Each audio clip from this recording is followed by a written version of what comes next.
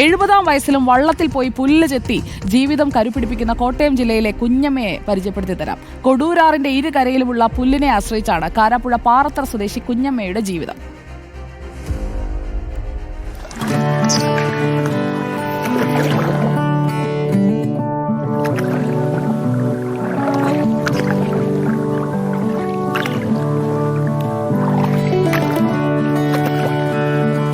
ചെറിയ ഫൈബർ വള്ളമാണ്.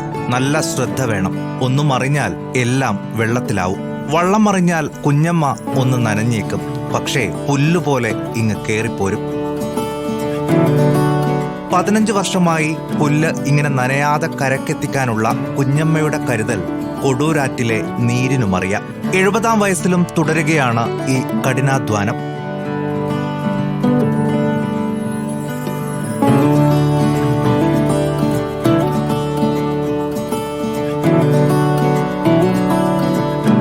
കാണുന്നവർക്ക് ഇത് വെറും പുല്ലായിരിക്കാം. എന്നാൽ ഒരു കെട്ട് പുല്ലിന് വെറും 25 രൂപയാണ് വില. സ്ഥിരം ആവശ്യക്കാർ ഏറെയാണ്. 400 രൂപയെങ്കിലും കയ്യിൽ വന്നാലേ കുഞ്ഞമ്മ മടങ്ങാറുള്ളൂ.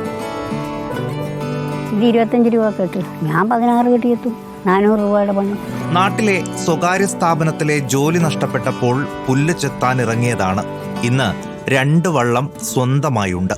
2 പെൺമക്കളുടെയും വിവാഹം കഴിപ്പിച്ചയച്ചു. പുല്ല് ചെത്തിക്കഴിഞ്ഞാൽ പിന്നെ നേരെ വീട്ടിലേക്കല്ല, കർഷകയായി പാടത്തേക്കിറങ്ങും.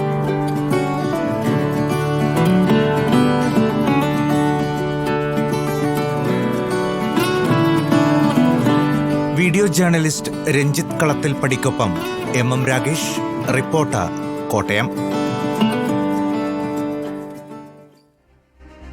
ഇനിയുമുണ്ട് വാർത്തകളും കാഴ്ചകളും ഇടകലർന്നു വരുന്ന വൈകുന്നേരത്തെ കൂടുതൽ വിഭവങ്ങൾ. അതിലേക്കെത്താം. ഇടവേള.